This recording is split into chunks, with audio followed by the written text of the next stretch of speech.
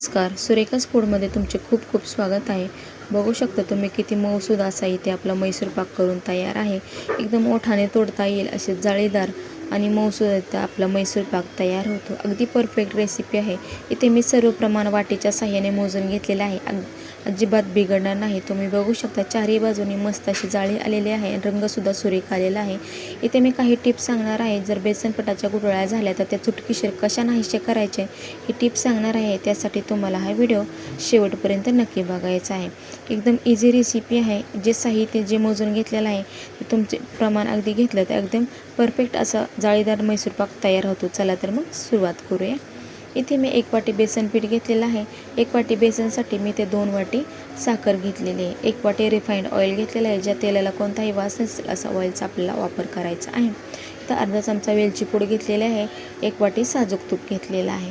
आता सर्वात आधी आपल्याला हे जे बेसन पीठ आहे ना सर्व असं चाळून घ्यायचं आहे अशा पद्धतीने.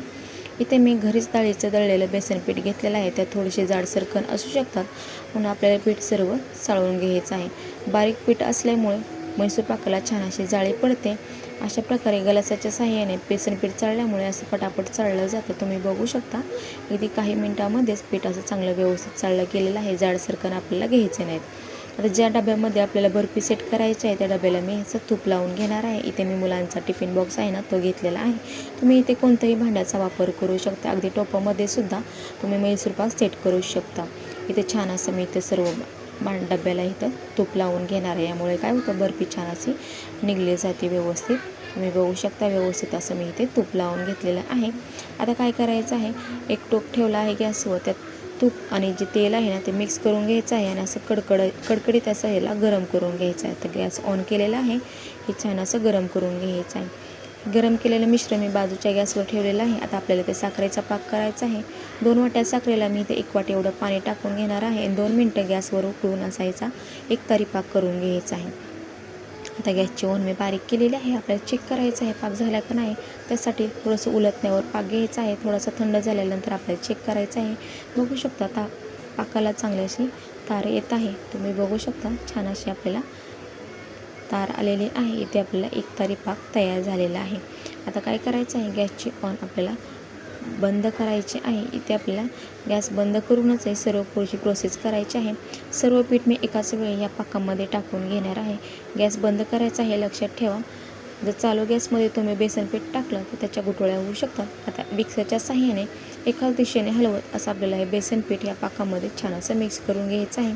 इथे उलटणं किंवा दुसऱ्या कोणत्याही भांड्याचा वापर न करता फक्त मिक्सरच्या साहाय्याने असं मिक्स केल्यामुळे अजिबात गुठळ्या होणार नाही.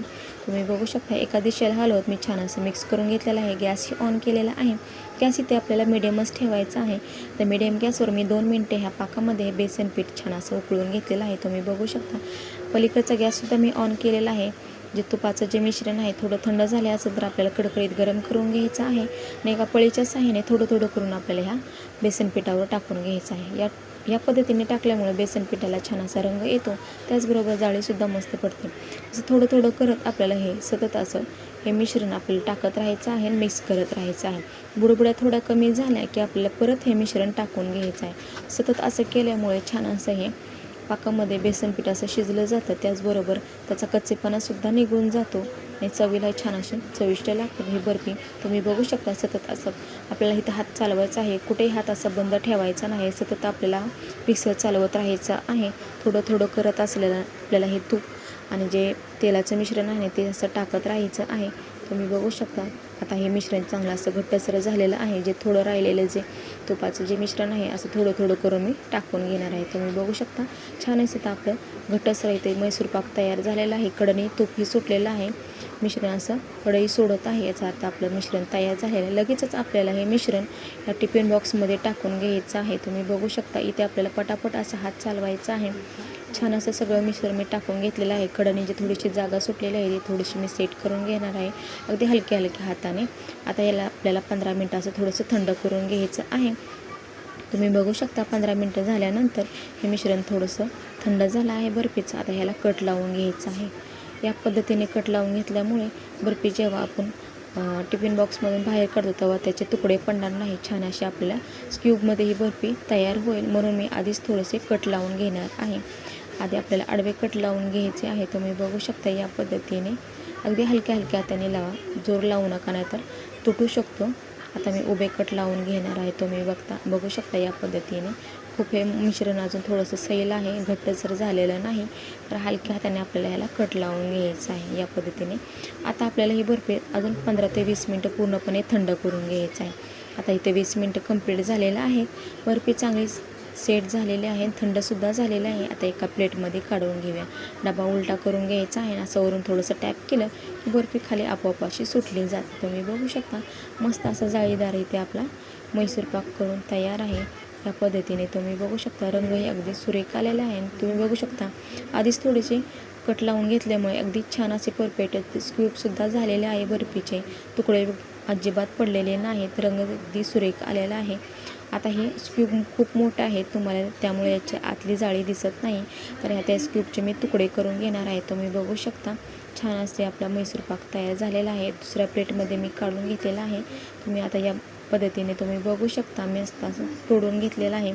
आतून छान असा रंग आणि जाळीदार अशा प्रकारे बनतो. एकदम परफेक्ट अशी रेसिपी आहे.